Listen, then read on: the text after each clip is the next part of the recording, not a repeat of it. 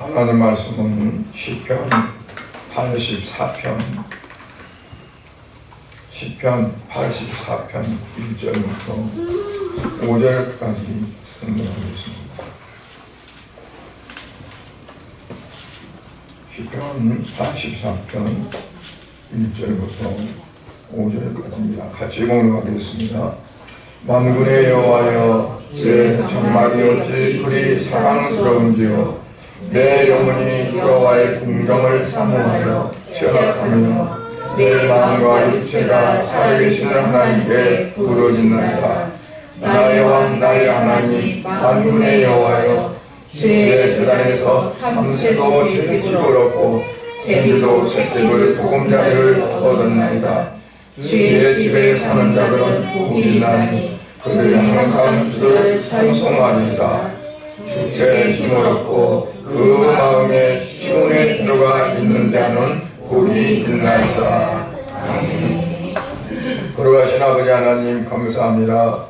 오늘은 시편 84편 읽고 말씀을 나누고자 합니다. 아버지, 시편 기자가 참으로 하나님의 전을, 하나님의 성전을 사모하고 그 성전 중심으로 살아가는 삶을 통해서 하나님 주시는 기쁨과 하나님 주시는 그 모든 은혜를 체험하며 이제 찬양으로 읊은 그러한 말씀 우리가 이 시간 나누면서 하나님이 주시는 은혜를 이 시간도 사람 귀한 모든 성도들과 함께 주님 받기를 원합니다. 아버지, 시간에 주님이 함께 해주시고 역사해 주셔서 주의 성령으로 충만한 시간이 되어지도록 은혜 내려 주시옵소서. 예수님 이름으로 기도드리옵나이다. 아멘. 예, 얼마 전에 설을 우리가 보냈는데, 설날이 되든 추석이 되든 명절이면 고향을 찾아가서 고향을 찾을 때쯤 되면 많은 사람들이 한꺼번에 이동하기 때문에 아주 고속도로나 또 지방도로 같은 것도 잘 됐어도 얼마나 차가 많이 밀리는지 모릅니다. 정체 현상이 많이 일어나서 운전하기도 많이 힘들죠. 제가 명절 때마다 생각나는 것은 고속도로가 생기고 뭐 그렇게 오래되지 않았을 때 같아요. 아마 고속도로 중간에 분리대가 없었고 이게 조금 도돌고리 이렇게 해놓고 나무를 이렇게 군데군데 하나씩 심어 놓고 이렇게 조그마한 나무들 분리대가 그거 있었어요. 근데 시골에 갔다 올라오는데 얼마나 차가 정체가 되는지 세워놓고 피곤하니까 이놈이 잠을 잤습니다. 잠을 자다가 누가 이렇게 중앙 분리대로 두 개를 걸어다니면서 막 소리치면서 가라고. 그래가지고 보니까 아무도 차가 앞에 하나도 없어요. 그래서 또 막 쌩 가르치고 와 이게 길이 터졌나 보다 했더니 또 한참 조금 갔더니 또 빵 이렇게 있어요. 그리고 또 그냥 있으니까는 피곤해 갖고 잤지. 근데 또 누가 또 막 빼고 다니까지고 몇 번을 그랬었는데 그래도 고향을 찾아가고 또 다시 자기 집으로 그 어려운 환경을 뚫고 돌아오고 그래요. 유대인들은 뭐가 고향 같았냐면 예루살렘 성전이 고향 같았어요. 그래서 여기저기 많이 흩어져 살던 사람들도 명절이 되면 거기서 명절이라는 것은 유대인들에게 이제 우리처럼 설날 추석이 아니라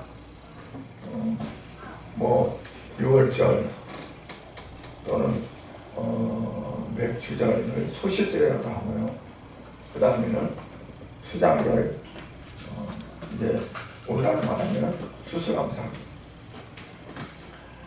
하나님께서 1년에 3번은 어떤 일이 있어도 이스라엘의 모든 남자는 하나님 앞에 나와야 된다. 율법으로 되어 있어가지고 뭐 고향 가는 그 규성의 행렬에 안 가도 큰일 나는 아니지만 추석 설날 고향 한 번 안 갔다 큰일 나는 아니잖아요. 근데 그들에게는 그게 아주 중요한 거기 때문에 그렇게 이제 예루살렘을 갔어요. 그래서 예루살렘 성전을 이제 올라가면서 부른 노래들, 그 찬양이 뭐 시편 120편이나 121편, 122편, 123편, 124편, 125편, 그리고 134편. 그리고 오늘 이제 우리가 읽은 84편도 하나님의 성전을 올라가면서 그 순례객들이 이제 찬양을 부르면서 가는 그러한 거라고 이제 보게 됩니다. 오늘 본문도 보면 뭐라고 하냐면 주의 집에 거하는 자, 즉 주의 집을 사모하고 또 주의 집에 거하고, 그러니까 주의 집은 뭘 말씀하는 그 성전을, 하나님의 성전을 말씀하는데 그 성전 중심으로 살아가는 사람들이 어떠냐? 복이 있다. 오늘 4절에 보니까 주의 집에 사는 자들은 복이 있나니 그들이 항상 주를 찬송하리로다. 그러니까 주의 집에 사는 자들, 우리는 하나님의 성전에 하나님의 교회에 그냥 노상 사나요? 그렇게 못하잖아요. 그러면 그 산다는 게 뭘까요? 마음을 두는 겁니다. 항상 마음을 두고 그곳에 그리고 살아가는 거죠. 고향이라는 것 자체가 항상 우리가 기쁠 때나 어려울 때나 힘들 때나 우리가 그곳에 마음이 가 있어요. 그래서 어떤 때는 고향에 한번 가서 갔다 오면은 마음이 위로가 되기도 하고 평안이 오기도 하고 하는 그런 것들을 이제 체험하니까 많은 사람들이 가려고 하는 그런 걸 이제 보게 되죠. 그런데 우리가 오늘 세상 사람들을 보면 어떠냐면 세상의 삶의 근거를 두고 살아가고 모든 삶의 가치를 어디다 두냐면 소유에, 가지고 있는 소유에 두고 먹고 마시는 것에 두고 또 이제 이런 것들을 나의 삶의 전부로 평가하고 시부하는 그런 경우가 많이 있습니다. 오늘 이제 시편의 그 기자들 같은 걸 보면은 뭘 말씀하냐면 내가 살아가는 삶의 중심, 삶의 어떠한 근감, 이것들이 어디에 두어야 되느냐 하는 것을 우리에게 가르쳐주는 그런 말씀입니다. 그래서 먹고 마시고 즐기고 삶의 전부를 삼고 살아가는 그런 모든 사람들은 다르게 표현하면 월화수목금토 6일 인생. 그런데 시편에서는 어떤 인생을 말하냐면 안식일, 주일 인생.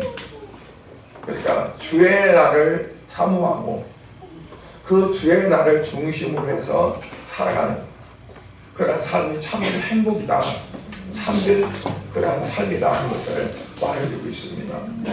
그래서 오늘 말씀드리려고 하는 것은 6일 인생이 아니라 주일 인생, 주일 인생이야. 그러면 주일 인생이 되면 어떠냐? 그게 행복하다는 거예요. 왜 행복하냐? 주일을 중심으로 살아가는 성도들은 하나님의 성전으로부터 하나님께서 주시는 그러한 행복을 소유할 수 있기 때문에 그게 복이 있다는 거죠. 세상이 주는 것들은 물론 순간적으로는 그게 마치 달콤하고 행복하고 좋을지 모르지만 그거는 영원한 것이 못 되잖아요. 아주 순간적이고 마치 뭐 맛이 없는 거에다가 설탕 살짝 뿌려서 그래가지고 먹으면 달콤하니까 맛있다고 하는 것처럼 어떤 그러한 삶이라고 볼 수 있겠죠. 이스라엘 백성들은 항상 예루살렘 성전을 사모하고 그들의 마음에 두었어요. 그래서 그들이 성전을 향하기만 해도 힘에 솟았어요. 그래서 5절에 보니까 주께 힘을 얻고 그 마음에 시온에 데려가 있는 자는 복이 있나이다. 주께 힘을 얻고 그 마음에 시온에 데려가 있는 자. 시온에 데려가는 것은 예루살렘으로 가는 큰 넓은 길, 오늘날 말하는 고속도로.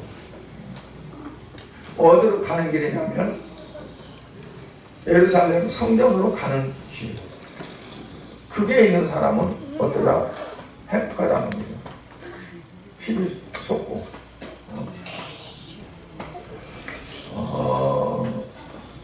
고향이 있다는 거가 얼마나 좋은지 모르겠어요. 실향민들 보면 1.4부터 때나 그럴 때 이제 피난 왔잖아요. 그리고 딱 분단이 돼버렸어요. 저희 어머니 위에 이모 같은 경우도 이제 북쪽에 살았었는데 원래 고향은 김제인데 살았었는데 이제 해방이 되고 그리고 38선으로 막아졌어요. 막아졌는데 그래도 그때는 보따리 장사들이 오가면서 참산했었고 거기에 돈 좀 받고 길 안내하는 자들이 있어가지고 돈을 주고 밤에 산길에서 넘어왔어요. 넘어오다가 우리 이모는 그냥 발을 잘못 뜯어서 이 산 기슭으로 뚝 떠질 뻔했는데 밑에 그 나무가지가 있어가지고 거기 걸쳐서 보면 이제 소리도 죽어도 악셀을 못 찌르겠다죠. 그러면 거 가서 다 걸리니까. 그래가지고 이제 왔어요. 그러니까 우리 고등학교, 제가 이제 초등학교 때 영어 선생님이 북한에서 이제 내려오다가 형제가 내려왔는데 동생은 죽고 포탄에 혼자 살았어요. 그래가지고 이제 영어 선생님이 돼가지고 오는데 이분은 명절 때만 되면 고향이 없으니까 당직을 맡아요. 당직 맡은 선생님한테 내가 대신 해주겠다. 그래가지고 그 당직 대신 해주면 너무 고맙잖아요. 그러니까 술을 좋아하니까 술 사주고 뭐 사주고 이제 한 분에 사주고는 이제 가는 거죠. 그리고 이분은 이제 며칠간 그 당직을 하면서 마시고 부르짖고 울고 막 그런 거예요. 어떤 때는 쏘다 말고 멍하니 창문으로 쳐다봐요.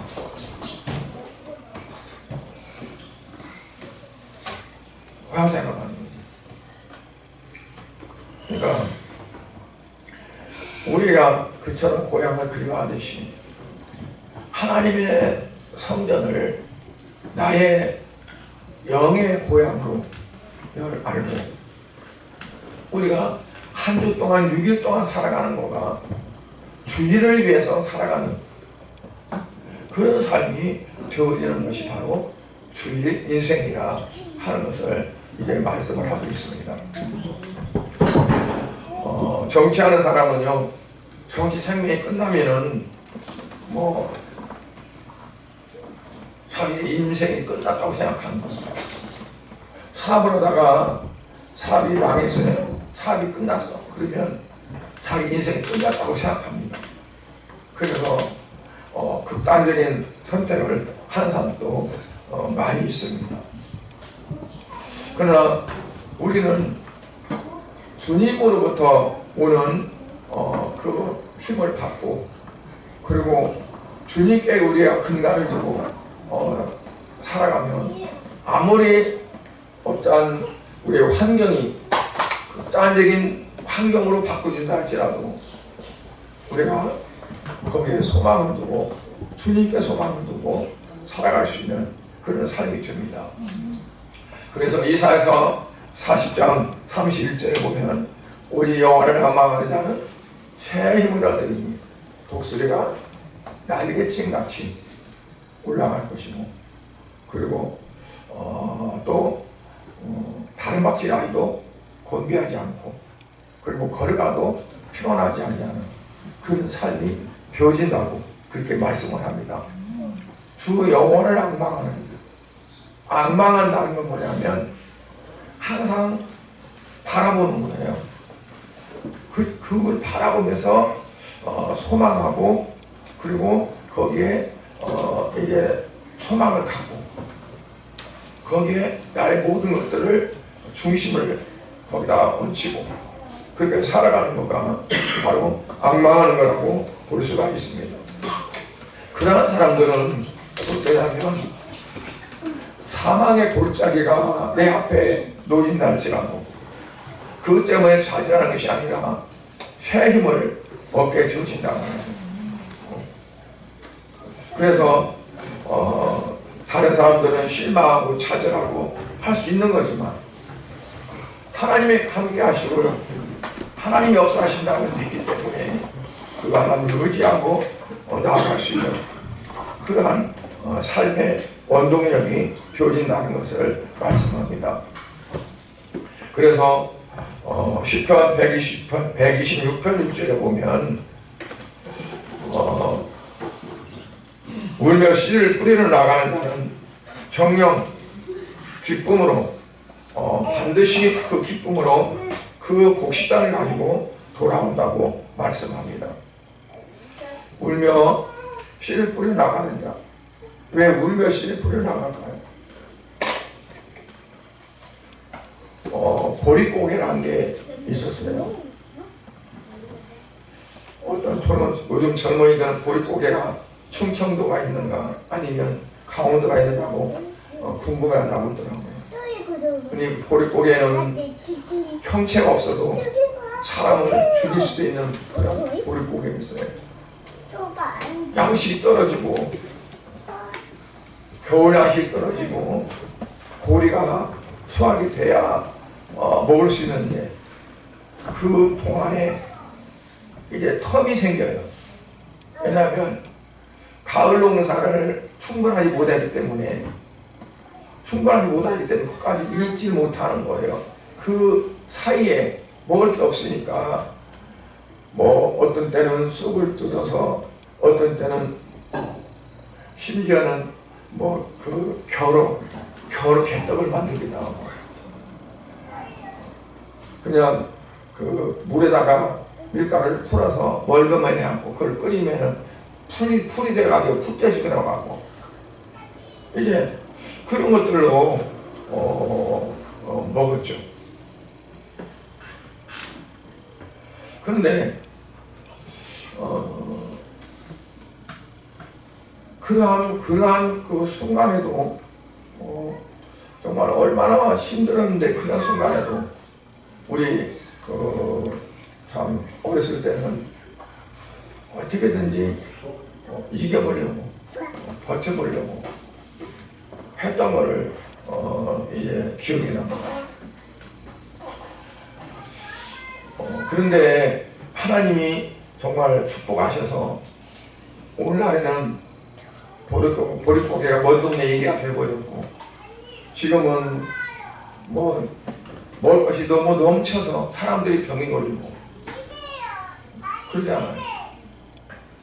하나님이 그렇게 우리나라에 축복을 하셨어요.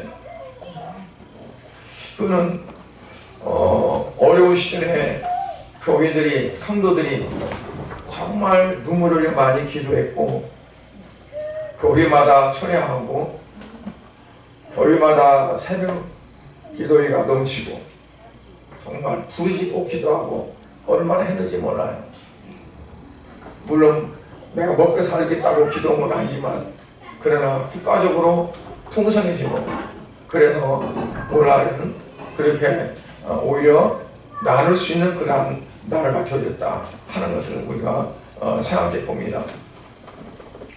두 번째로, 주일 인생이 왜 행복하냐. 주일 인생에 있는 성도들은 주님께 나옴으로 인해서 어렵고 힘든 모든 문제들을 주님께 맡길 수 있고 기도할 수 있고, 그래서 주님께서 그 기도를 들으시고 응답해 주셔서 세상적으로 해결할 수 없는 그런 많은 문제들도, 괴로워하고 힘들어하는 그런 모든 것들도 응답받고, 그리고 새로운 그런 삶으로 살아갈 수 있는 그런 삶이 되기 때문에,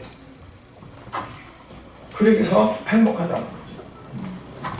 그러니까 마음에 먼저는 위로가 되어지고, 먼저 마음에 든든한 그런 힘이 생기고, 정말 하나님이 주님이 나와 함께 하신다는 그런 가운데에서 때로는 낙심되고, 때로는 정말 답답할 때도 많고,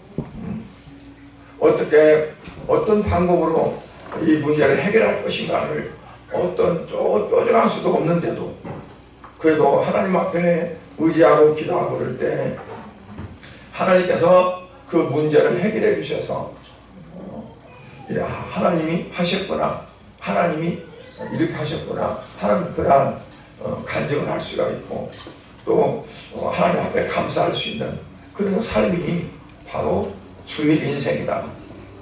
주일을 중심으로 살아가는 삶이다. 그렇게 말할 수 있습니다.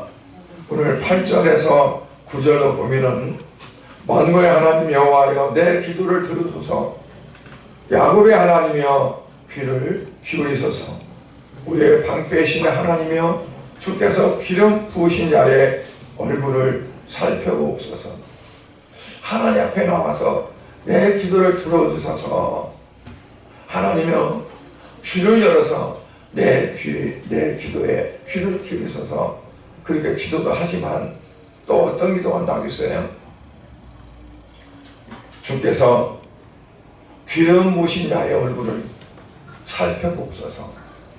기름 부었다는 말은 뭐냐면 성령을 내게 보내셔서 성령으로 충만하게 살게 하시다는 거예요.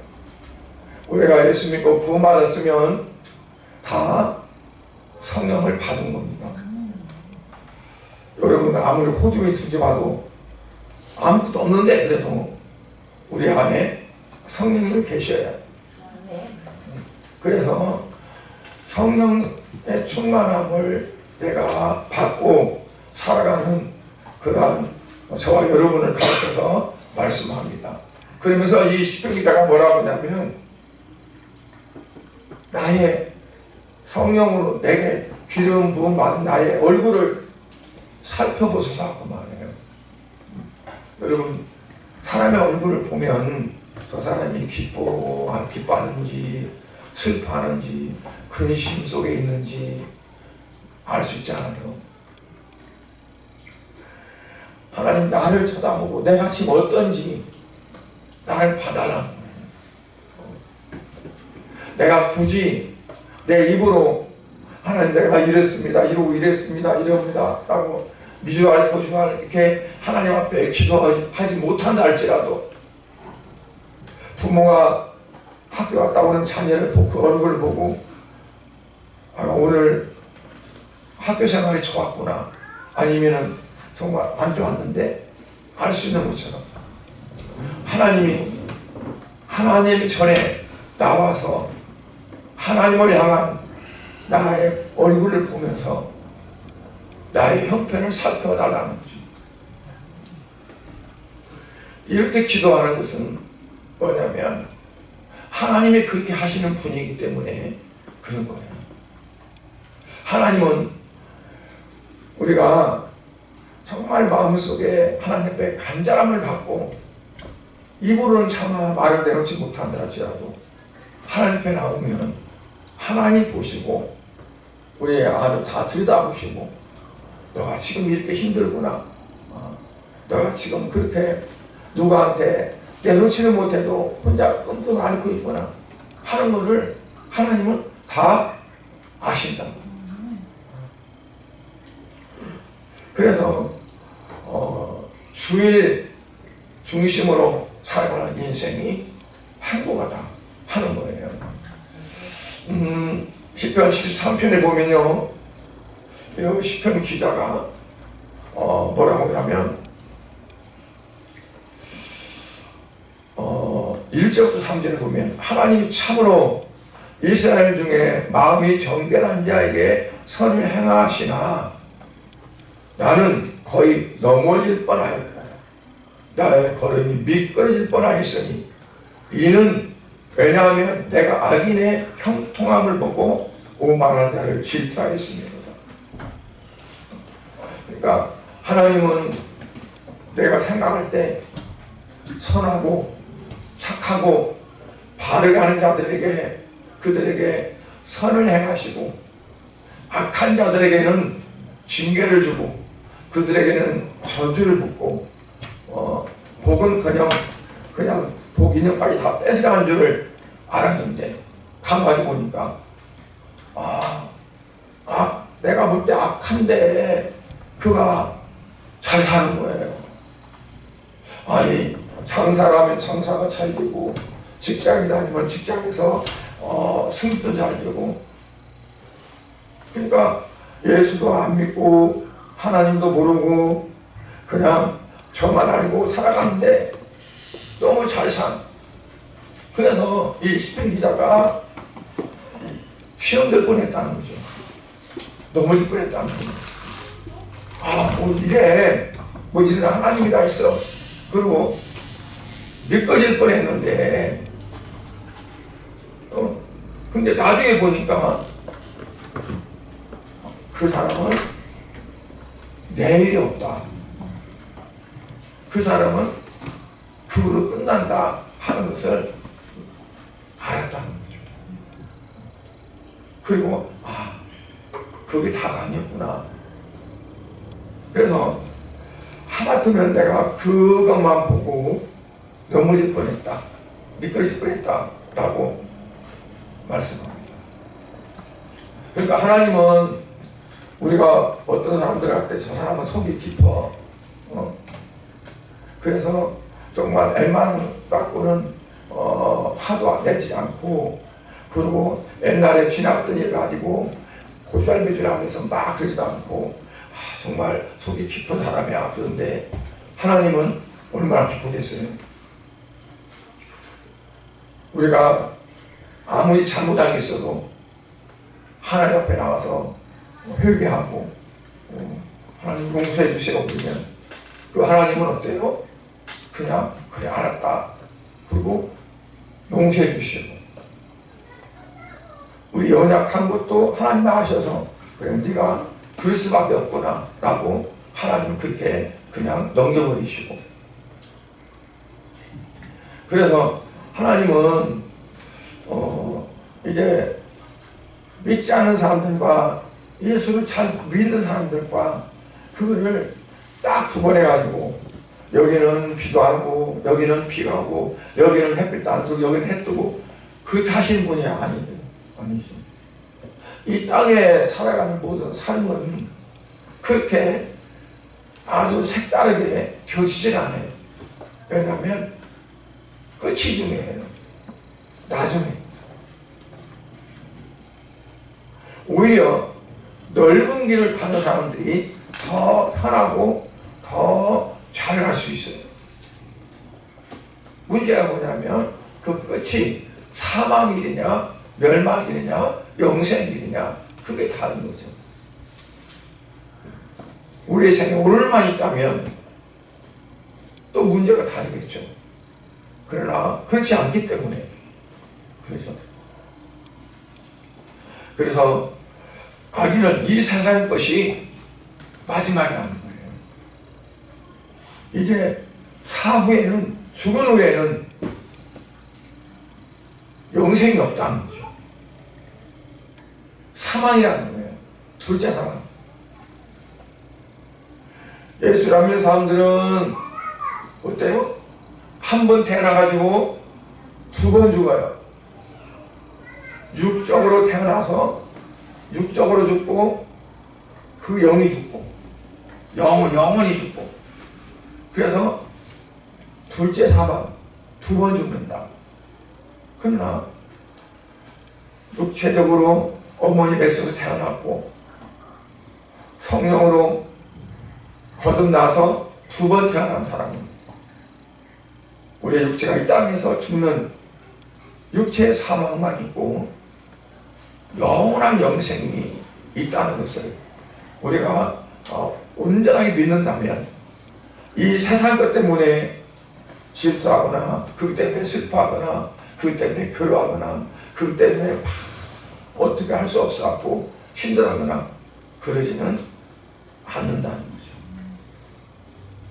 그러니까 우리가 어디에 중심을 두고 살아가나, 6일의 신앙이냐 아니면 주일의 신앙, 6일의 인생이냐 아니면 주일의 인생이냐, 어디에 것을 맞추고 어디에 목표를 두고 살아가느냐에 따라서 삶의 가치관이 다르고 따라서 삶의 질이 다르다는 것을 말씀합니다.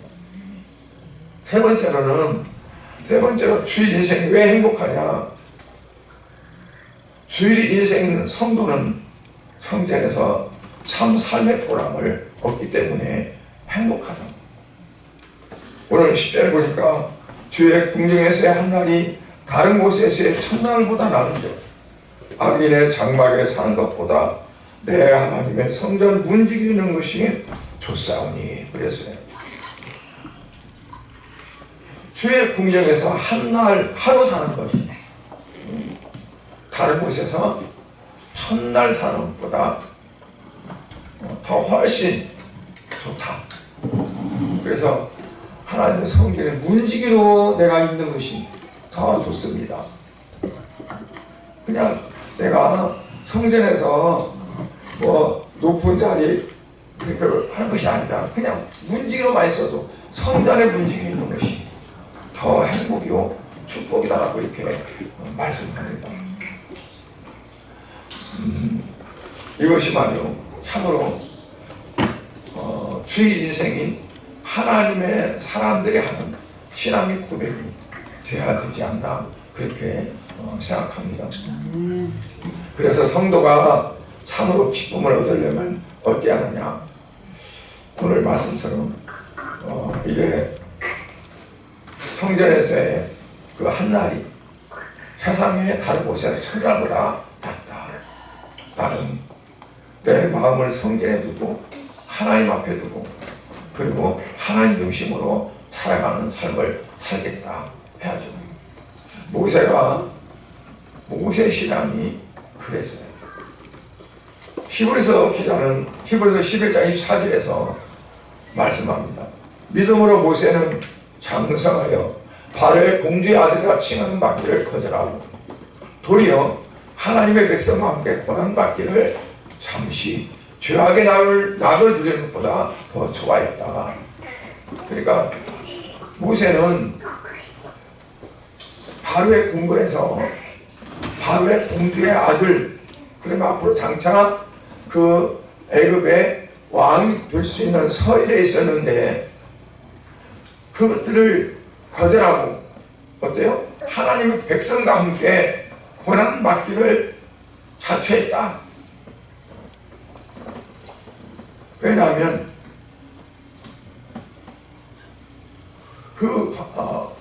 애굽에서 왕이 된다, 애굽에서 바로의 공주의 아들이다 하는 것은 육적인 것은 좋은데 잘 먹고 잘 누리고 잘 살고 하는 건 좋은데 그게 전부가 아니라는 거죠. 더 중요한 것은 하나님이 원하시고 하나님이 기뻐하시는 것이 뭔가. 그는 하나님의 부름 받아서 이스라엘 백성들에게 수없이 욕먹고 원망 듣고 그랬어도 그 길이 하나님을 원하시고 기뻐하는 길이었기에 그 길로 가게 됐어요. 애굽을 떠났기 때문에 그 길로 가게 된 거죠. 우리가 정말 하나님을 사랑하고 하나님을 사모한다면 애굽의 모든 낙을, 애굽의 모든 부귀영화를 버렸던 것처럼 우리가 사상적인 어떤 것들이 나를 달콤하게 하고 나를 더 즐겁게 하는 것들이 있다 할지라도 그것들을 우리가 멀리해야 된다. 그래서 하나님이 원하시고 기뻐하신 뜻이 뭔가? 나를 통해서 하나님이 일하시려고 하는 것이 뭔가? 왜 하나님이 나를 부르셨고 나를 어떻게 하시려고 하시는가? 하나님의 목적을 내가 알아서 그 목적에 내가 따라가는 삶이 되어야 됩니다. 아멘. 그래서 여러분, 우리가 아무리 뭘 만들어도 목적 없이 만드는 게 없지 않아요. 하나님이 나를 부르셨으면 부르신 목적이 있어요. 각각 다 다르죠. 그걸 우리가 좀 아셔야 돼요. 하나님 나를 부르는 거 왜 불렀지? 뭐 하려고 불렀지? 그냥 빈들빈들하다가 그냥 때되면 가라고 했나? 아무렇지 않게 그냥 목적 없이 살다가 오라고 하면 가라고 했나? 뭔가 하나님은 분명히 목적이 있을 텐데 하나님 나를 부르신 목적이 뭡니까? 내가 어떻게 살아야 하나님이 원하시는 삶을 사는 겁니까? 라고 좀 골방 기도를 해보셔야 되지 않을까. 그래서 적어도 내가 살아가는 목적은 나 이걸 위해 산다. 내가 살아가는 목적은 바로 이걸 보고 내가 달려간다. 사도 바울은 내가 표대를 향해 달려간다고 그랬어요. 표대를 향해. 그는 그 표대를 알았어요.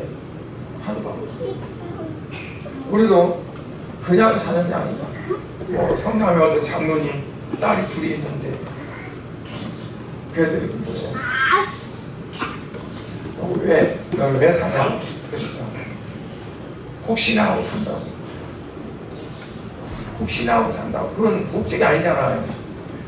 우연, 필연도 아니고 그냥 어쩌다가 잘 될 수도 있고 뭐 하니까.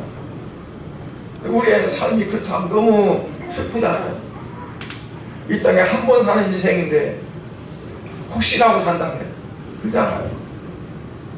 하나님이 내게 원하시고 하나님 나를 통해서 이루고자 하신 뜻이 무엇인지 우리가 그 목적을 알아서 예수님이 예루살렘 입성하실 때 나귀 새끼를 타고 갔어요. 나귀 새끼를 타고 왔는데 그 나귀 새끼가 걸어갈 때마다 자기 앞에 그냥 종려나무 가지 또는 겉옷을 막 빨아주는 거예요. 그러니까 신나잖아요. 야, 내가 이렇게 잘생겼나? 아, 내가 이렇게 멋있나? 그리고 걸어갔어요. 근데 이제 다 걸어가니까 이 뒤에 타신 분이 내리는 거죠. 내리고 나니까 자기를 향한 아무도 뭐 멋있다고 해주고 뭐 해주지 않고 그냥 우리가 정말 주님을 모시고 그리고 주님의 뜻을 이루기 위해서 내가 살아가는 삶이 되어질 때 주님께 영광을 돌리는 삶이 되어지고 내게 기쁨의 삶이 되어지는 거지. 만약 내가 그 사명을 잃어버리고 놓쳐버린다면 그러지 못하는 거죠. 그래서 오늘 여러분들이 기도하면서 이제 또 앞으로 기도합니다. 내가 해야 될 일이 뭡니까? 지난번에 제가 부탁을 한번 했었어요. 내 소명이 뭔가, 사명이 뭔가 한번 보라보자. 다시 한번 되새기면서 내가 주일 인생으로 살아가는 데 있어서 뭘 바라보고 살아가야 될까? 어떤 목적을 이루기 위해서 살아가야 될까? 하는 걸 깊이 좀 기도하며 고민하는 그런 성도들이 될 수 있기를 바랍니다. 기도하겠습니다. 하나님 아버지 은혜와 사랑을 감사드립니다. 아버지 하나님, 오늘 시편 기자는 참으로 하나님께서 원하시는 것이 있고 하나님이 기뻐하시는 바가 있는데 나는 내가 그걸 깨닫지 못했고 내 삶의 중심이 되어져서 내가 어렵고 힘드니까 하나님이 나를 멀리하고 하나님을 알지도 못하는 저런 악한 자들은 오히려 더 잘 되어간다고 해서 이제 실망을 뻔했고 넘어질 뻔했다라고 그렇게 말합니다. 그래서 이제 주의 궁정을 사모하고 주의 성전을 사모하고 주님을 내 마음에 두고 그리고 살아가는 그 삶이 너무나 기쁘고 너무나 감사함을 이제 요리하고 있습니다. 사랑하는 우리 성도들, 우리 아버지 하나님께서 주님 이제 성령으로 충만케 해주시옵시고 아버지여 우리 성도들이 정말 하나님이 부르신 그 부르심의 목적이 무엇인지 깨달아 알아지게 해주시고 주님 맹목적인 그냥 막연한 신앙생활이 아니라 정말 목적 있는 삶이 될 수 있도록 은혜를 베풀어 주시옵소서. 아버지 그래서 하나님 앞에 나올 때마다 기쁘고 감사하고 충만함으로 나오게 해주시고 아버지 하나님 주님 성전에 나왔다가 돌아갈 때에는 또 기쁨의 탄을 거두어갈 수 있는 사랑하는 성도들이 다 될 수 있도록 축복하여 주시옵소서. 예수님 이름으로 기도드렸나이다. 아멘.